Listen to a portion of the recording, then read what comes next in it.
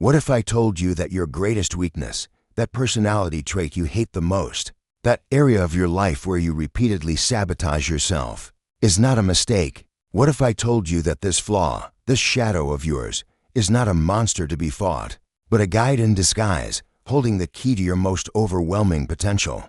Modern psychology has taught us to prune our crooked branches, to hide our dark parts in the name of productivity and social acceptance. But they forgot to tell us the secret of the ancient alchemists is in lead, in the densest and most despised matter, that the seed of gold is found. Within you operates a secret mechanism, a hierarchy of forces that defines everything: how you love, how you work, what inspires you, and what drains you. And the weakest, most childish, and repressed force within you, the so-called inferior function, is the one that secretly governs your failures, is responsible for those emotional outbursts you don't understand, for those irrational decisions that throw you into the same holes over and over, for that fatal attraction to people who are your absolute opposite. It is your personal demon, and today you will learn to look it in the eye, to understand what this demon is, what it feeds on, and most importantly, how to transform it into your greatest ally. You will need to stay with me until the very last second of this video. Each topic that follows is a step down into the depths of your own psyche. Skipping one means losing the keystone of the puzzle. So, do this now, not for me, but for that part of you that is tired of fighting the same battles. Subscribe to this channel, for it is a refuge for those who seek truth, not comfort. Leave a like as a signal, a symbolic pact that you accept this journey into your own darkness. And finally, comment with a single word. What is the area of your life where you feel most sabotaged? Career, relationships, creativity? Just one word. This will be your starting point. Now, take a deep breath. The descent begins.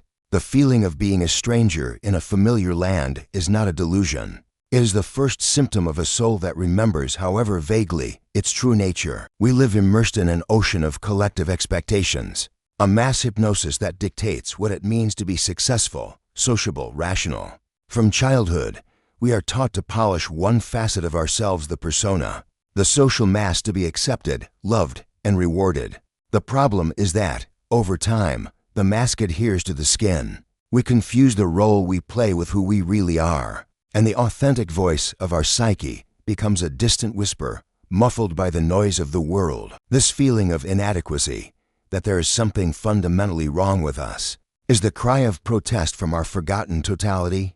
Carl Jung understood that this pain is not a pathology to be medicated, but a sacred call to the adventure of individuation, the process of becoming who you truly are. Beyond the mask, it is the soul rattling the bars of the prison of conformity, begging you to look within. The modern world celebrates the extrovert, the logical, the pragmatic, and condemns the introvert, the feeler, the intuitive, to exile. If you feel that your language is not spoken by those around you, it is likely that you are honoring a part of yourself that the collective rejects.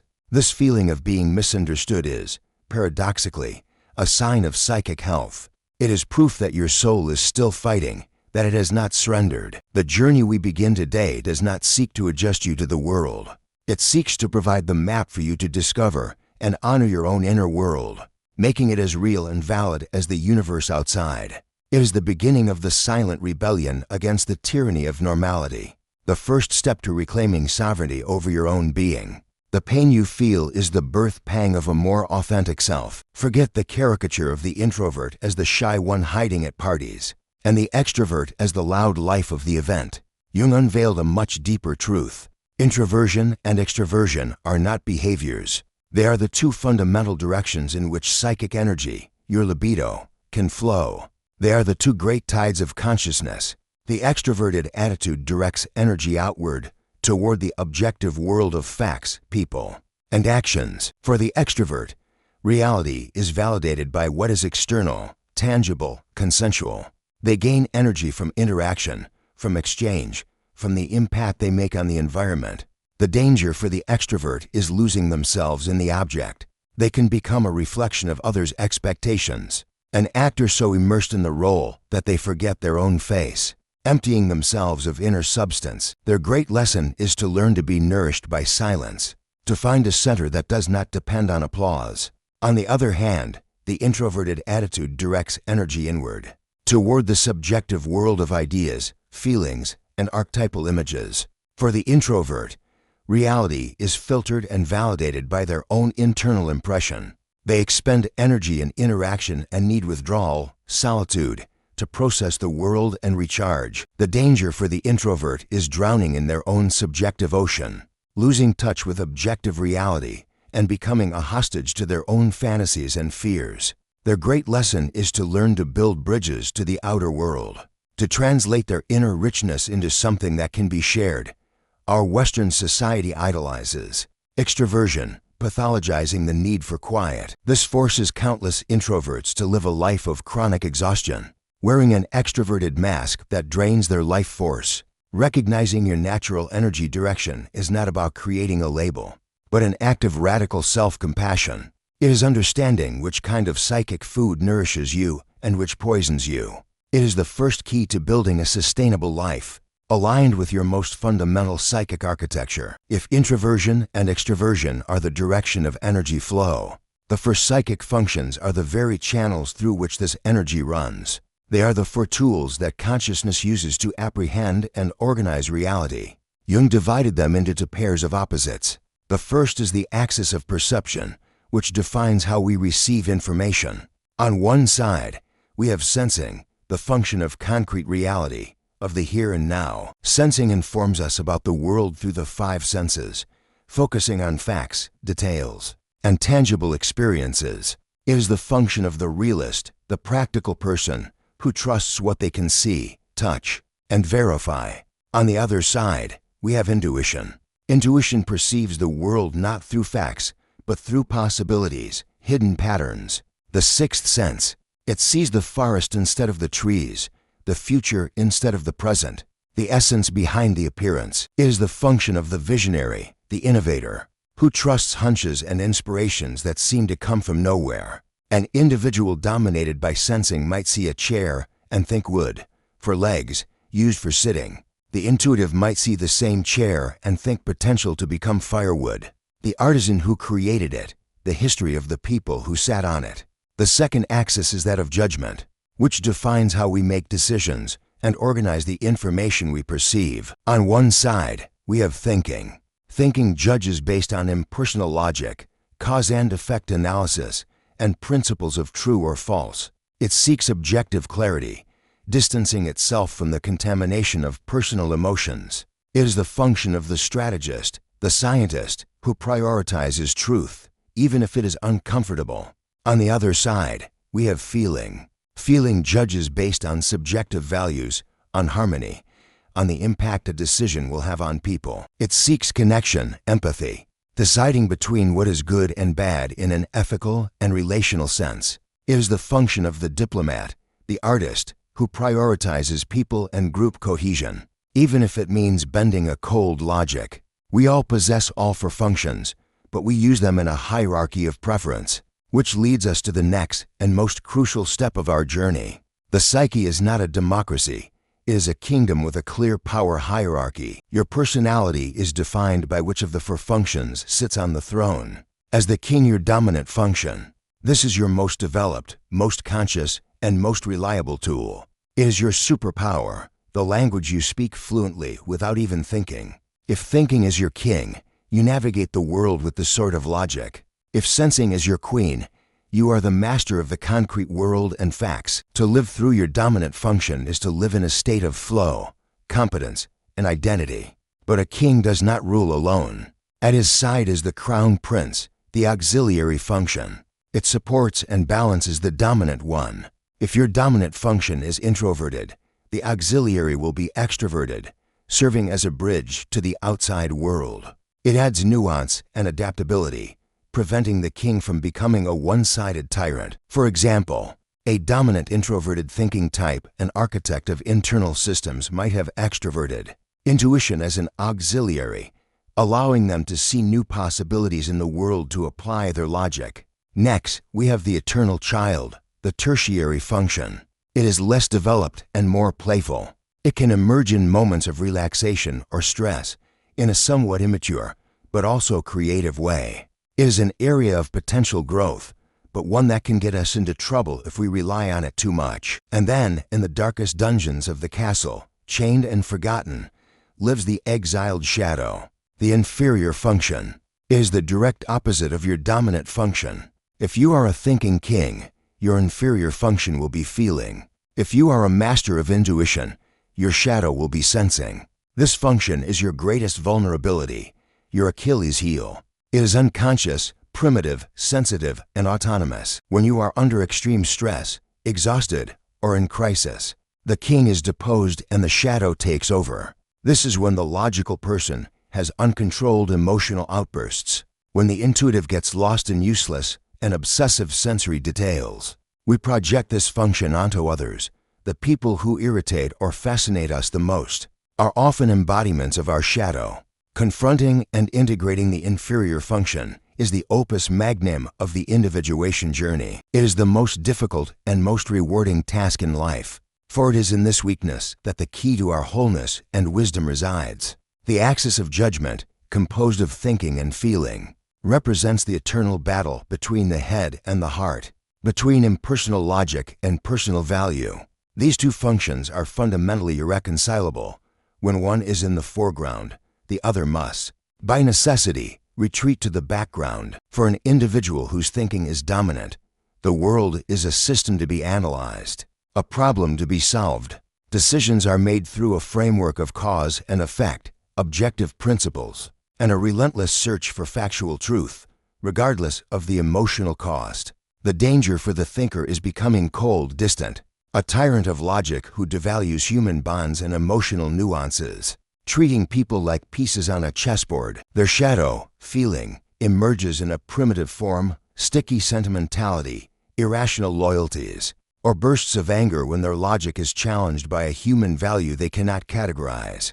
Their growth journey involves descending from the ivory tower of their mind and learning the language of the heart to validate the logic of emotion as data just as real as any fact. On the other hand, for an individual whose feeling is dominant, the world is a web of relationships to be harmonized. Decisions are made based on a system of subjective values.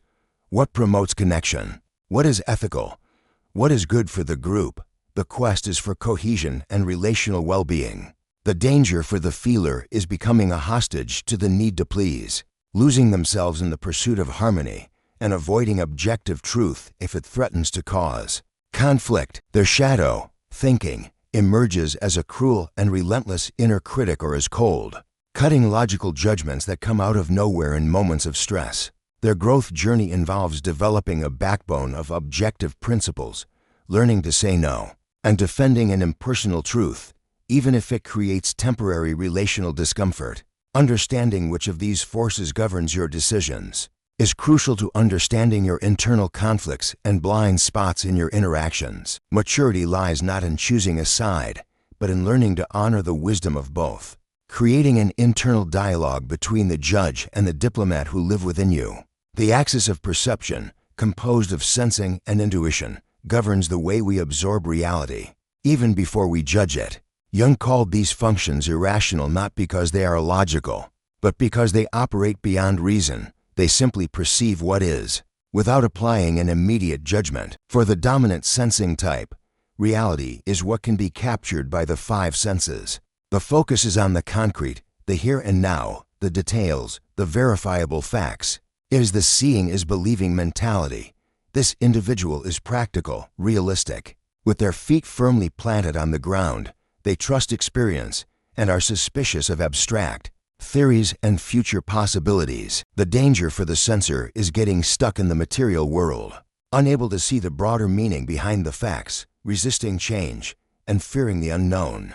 Their shadow, intuition, emerges as dark and catastrophic premonitions, bizarre conspiracy theories, or an attraction to half-baked mysticism. Their growth journey involves learning to trust flashes of insight, to tolerate uncertainty, and to see the forest beyond the tree in front of them. On the other side of the spectrum, the dominant intuitive type perceives reality through patterns, connections, and future possibilities.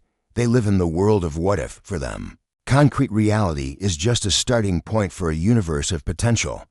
They are visionary, innovative, always looking for what is to come. The danger for the intuitive is losing touch with present reality, living in a world of ideas that never materialize, neglecting the practical details of life and their own body, their shadow. Sensing emerges as a compulsive pursuit of sensory pleasures, food, drink, sex, or a hypochondriacal obsession with the body and health. Their growth journey involves grounding their visions, learning to appreciate the present moment, and transforming their brilliant ideas into concrete reality, one step at a time. The tension between these two ways of seeing the world is the source of many conflicts.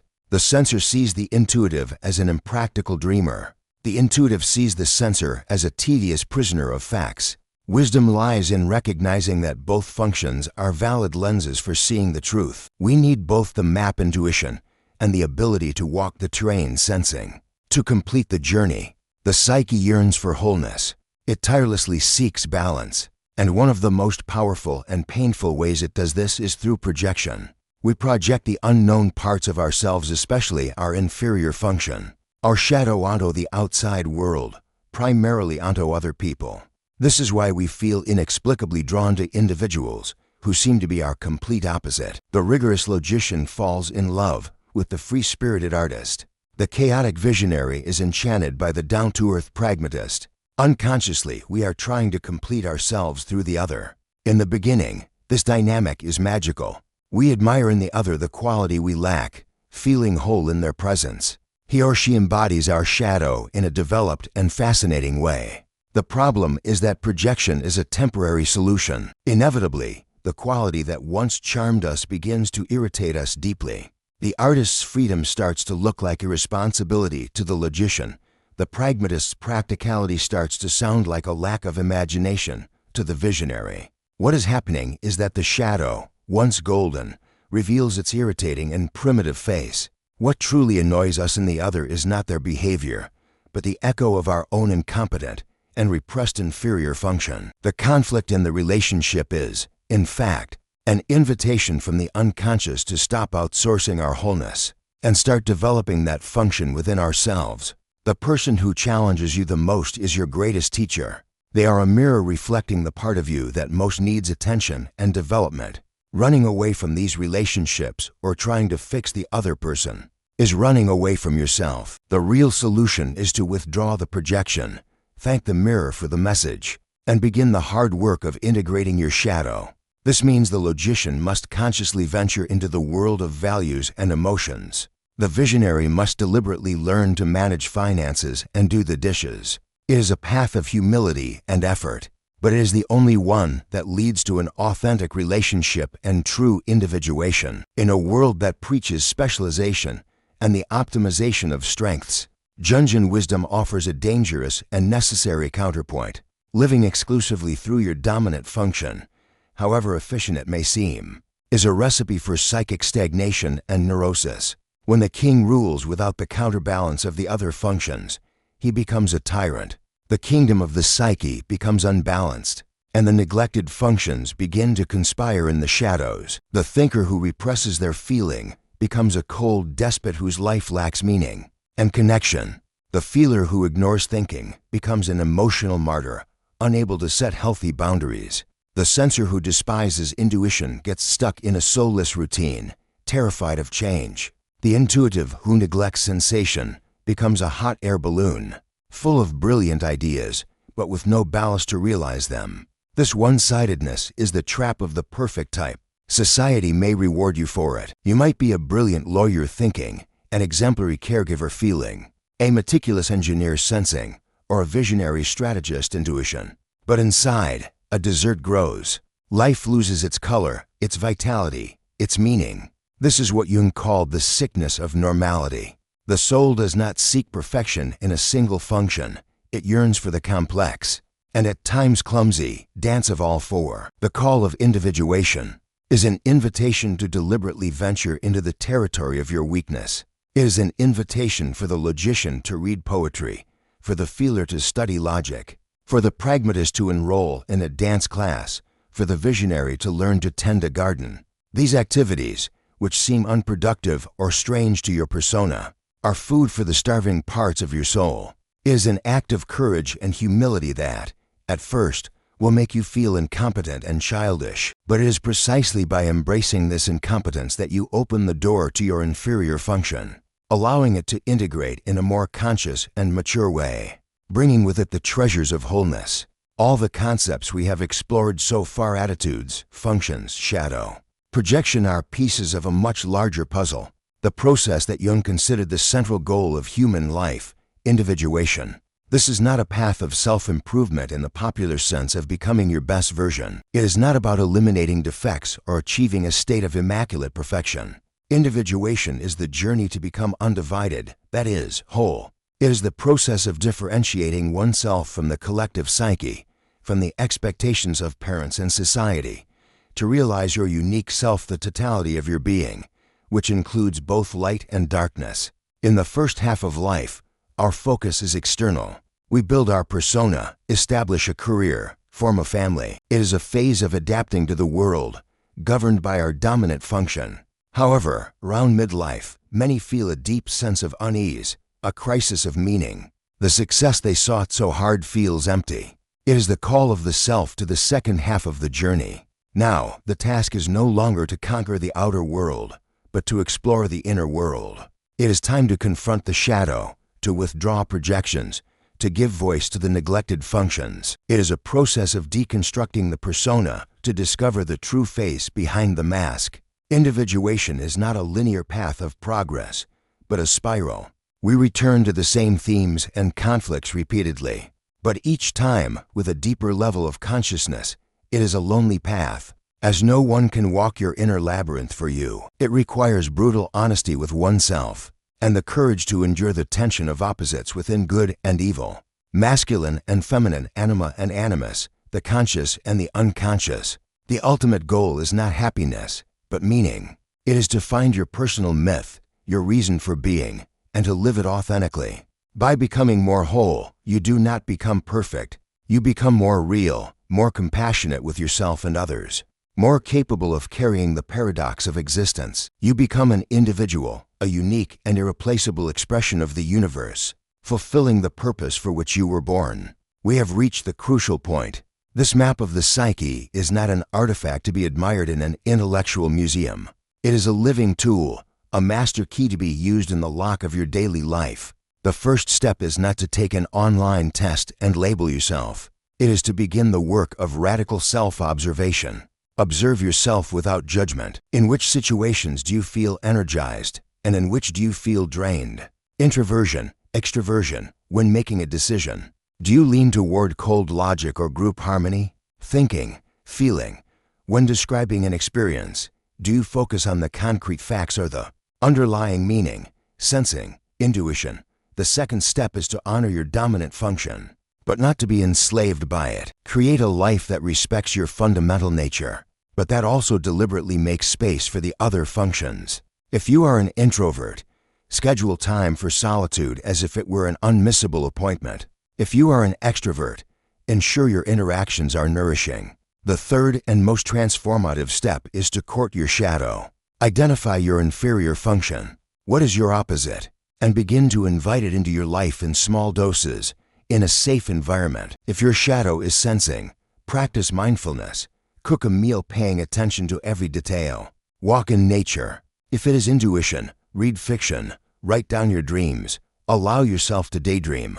If it is feeling, watch an emotional movie and allow yourself to cry. Write a journal about your feelings. If it is thinking, play chess. Read a challenging non-fiction book. Organize an area of your house logically. This work is subtle but profound. By consciously feeding your weakest function, you prevent it from sabotaging you.